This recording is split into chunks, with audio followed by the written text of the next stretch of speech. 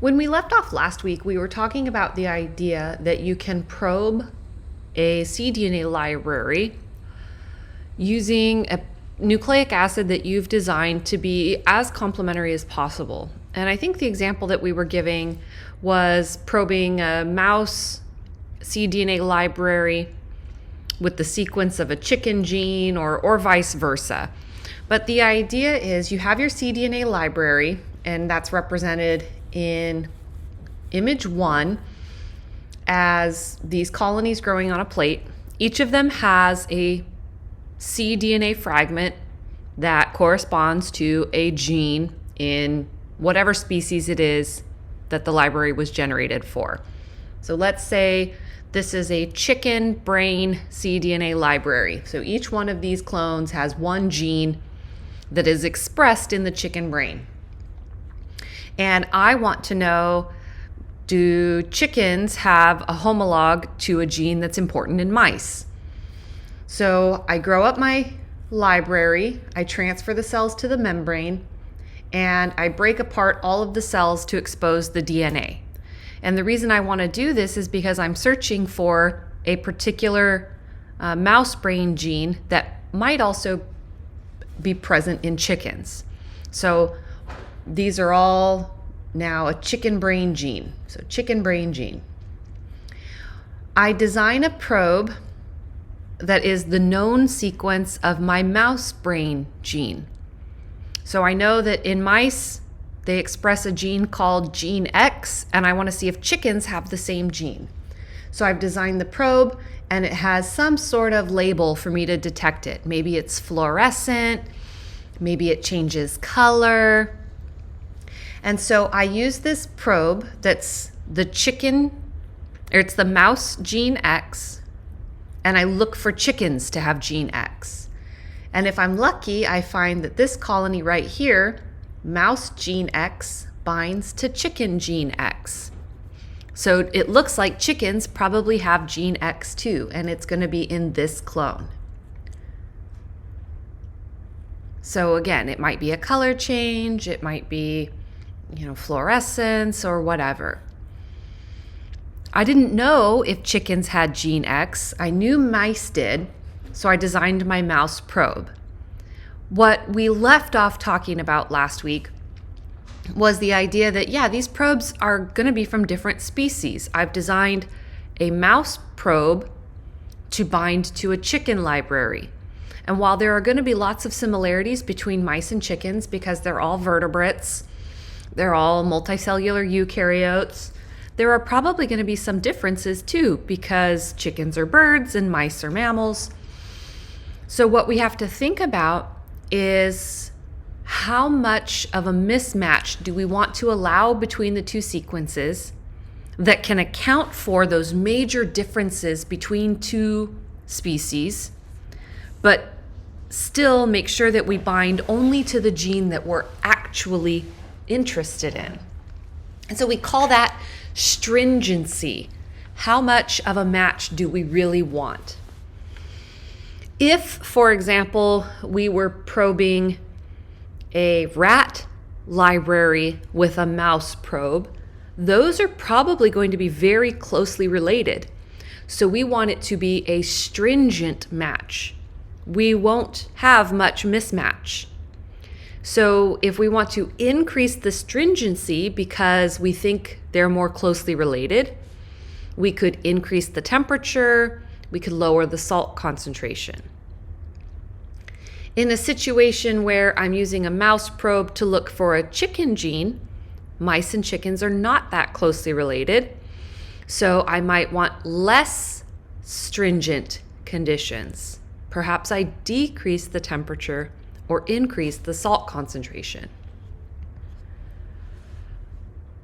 The consequences, if my conditions are too stringent, if my temperature is too high, is that I might get a false negative. My probe may not bind to my gene of interest because I set up the conditions to make it be too perfect. So it would say that my gene was not there, but my gene might actually be there. If my stringency conditions are too low, I might get too many false positives. I'll have binding in areas that aren't really my gene of interest, just genes that happen to be or happen to have regions of homology. So as a scientist, you kind of have to find that sweet spot with stringency. You don't want false negatives, but you also don't want false positives. Here are some examples where you might want to vary stringency.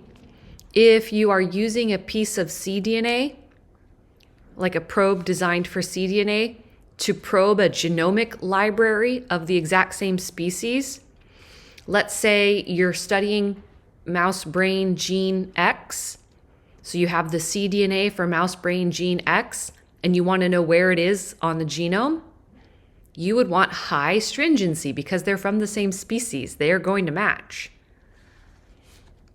But if we were using a probe from a chicken gene and the target is a human library, those are not super closely related. So we would want to decrease the stringency. So just think about examples of situations where you may want higher versus lower stringency. And we've been talking about this probe. So where does the probe come from? Well, we make it, right? The cDNA, it could be from the same species. Like I used that example, you're using a mouse brain gene to probe a mouse genomic library. So you could have isolated it from your own cDNA library. You could have cloned it from another related species. Maybe you cloned the mouse actin gene and you want to compare it to actin genes of other vertebrates. Sometimes we have what are called gene families, where genes could be closely related. So you could use one member of the gene family to look for others. You can do PCR to just amplify your region of interest. But very, very commonly, the DNA probe is going to be synthesized by a commercial company.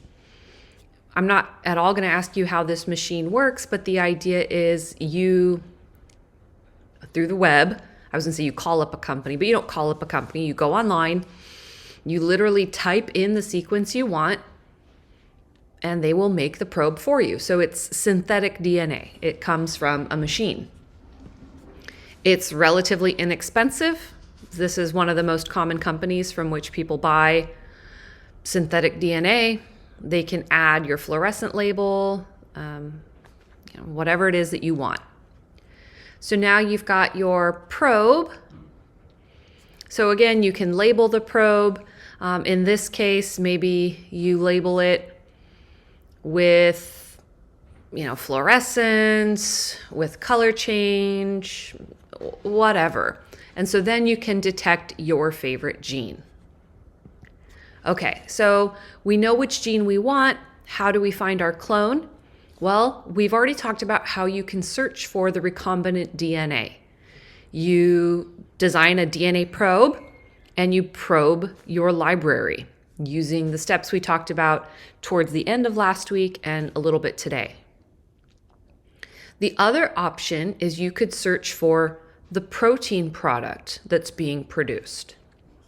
So how do we do that?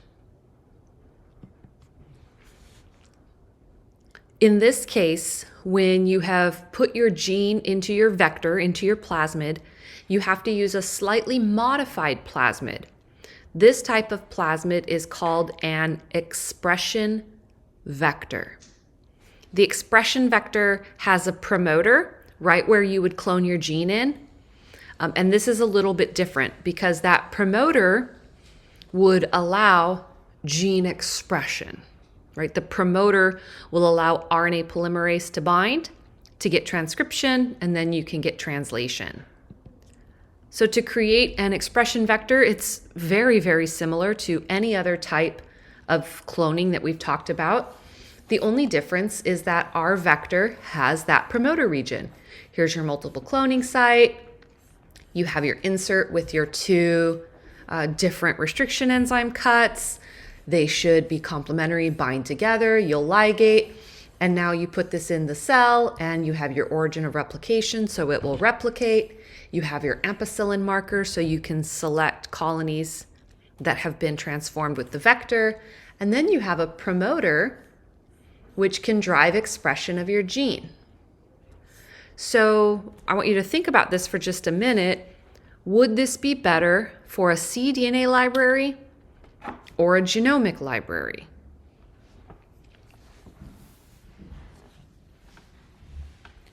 This is going to be better for a cDNA library because you want to express the gene itself.